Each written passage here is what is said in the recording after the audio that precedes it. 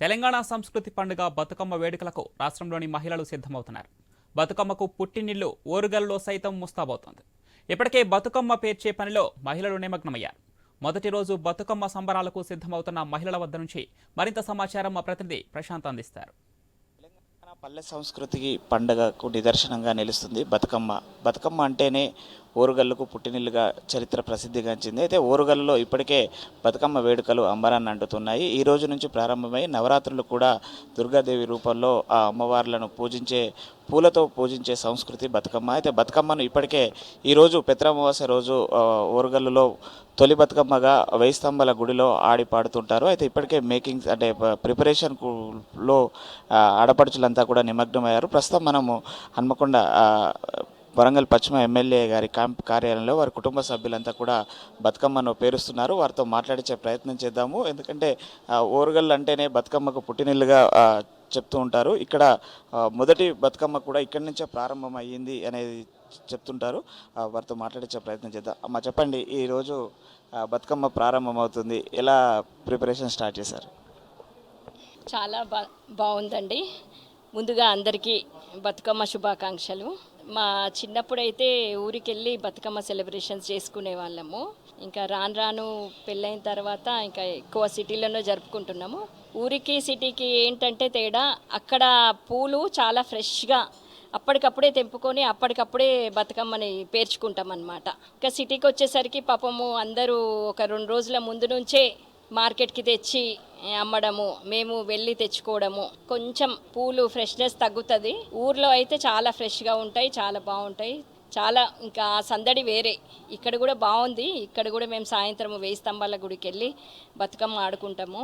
అందరము బంధువులు మిత్రులు అందరం కలుస్తాం. పాత బంధువులు అందరు ఎక్కడెక్కడి నుంచో వస్తూ ఉంటారు కదా, చాలా ఇయర్స్ తర్వాత కూడా వాళ్ళందరినీ కలుస్తుంటాం అన్నమాట. ముఖ్యంగా బతుకమ్మలో ఎన్ని రకాల పూలు వాడుతుంటారు, ఏమేమి వాడుతుంటారు? ఇన్ని రకాలు అని ఏం లేదండి. ఎన్ని రకాలు ఉంటే అన్ని రకాలు బతుకమ్మకి పెట్టుకోవచ్చు మనము. ఇన్ని రకాలు అనేది అయితే ఏం లేదు. డిఫరెంట్ కలర్స్ పూలు, తామర పూలు, తర్వాత గుమ్మడి పూలు చాలా శ్రేష్టం అంటారు. బంతి పూలు, గునుగు పువ్వు, తంగేడు పువ్వు కూడా చాలా శ్రేష్టము.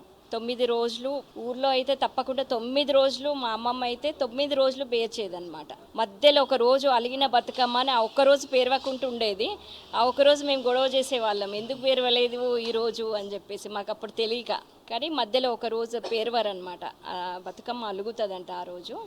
మీ చిన్నతనానికి ఇప్పటికీ బతుకమ్మ ఆటల్లో కానీ పాటల్లో కానీ వేరియేషన్ చెప్పండి.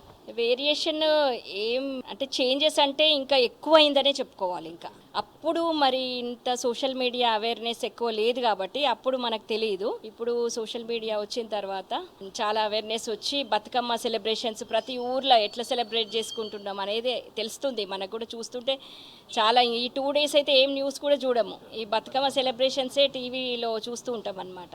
హ్యాపీగా అనిపిస్తుంటుంది. అందరూ ఆడపడుచులు రెడీ అయ్యి ఎవరికి ఉన్నంతలో వాళ్ళు కొత్త చీరలు కట్టుకొని సంతోషంగా జరుపుకుంటూ ఉంటారు కదా, చాలా హ్యాపీగా అనిపిస్తుంది.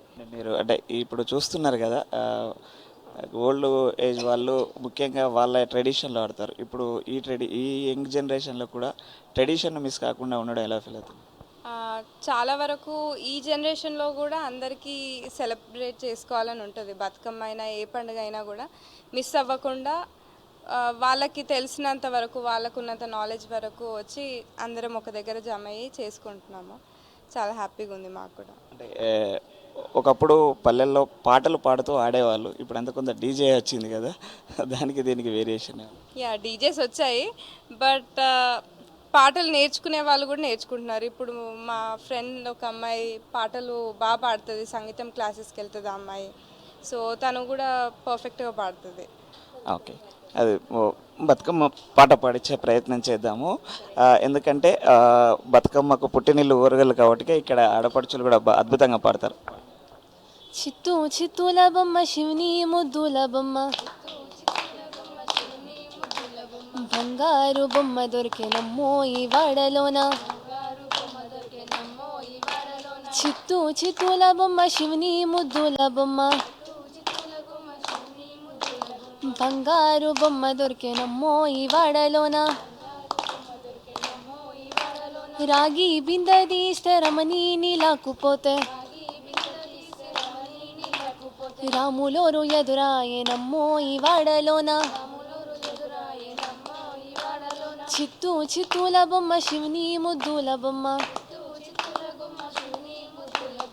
అది మనం చూస్తున్నాము ఈరోజు మరి కాసేపట్లో వేయి స్తంభాల గుడి వేదికగా ఇదే పాటలతో చిత్తూ చిత్తూల బొమ్మ అంటూ కూడా ఆడి పాడడానికి ఓరుగల్లు మహిళలంతా కూడా పెద్ద ఎత్తున సంసిద్ధమవుతున్నారు. తెలంగాణ పల్లె ప్రకృతి పండుగకు సజీవ సాక్ష్యంగా ఉన్నటువంటి బతుకమ్మ వేడుకలు ఈ రోజు నుంచి ప్రారంభమయ్యి నవరాత్రులు కూడా పూజలు అందుకొని చివరి రోజు సద్దుల బతుకమ్మతో ఈ వేడుకలు ముగుస్తుంటాయి. ఇది ప్రస్తుతం పెత్రమోస రోజు ప్రారంభమయ్యే మొదటి ఎంగిలిపూల బతుకమ్మ వేడుకలకు సంబంధించినటువంటి అప్డేట్. కెమెరామెన్ విజయ్తో ప్రశాంత్, ఐ న్యూస్, వరంగల్.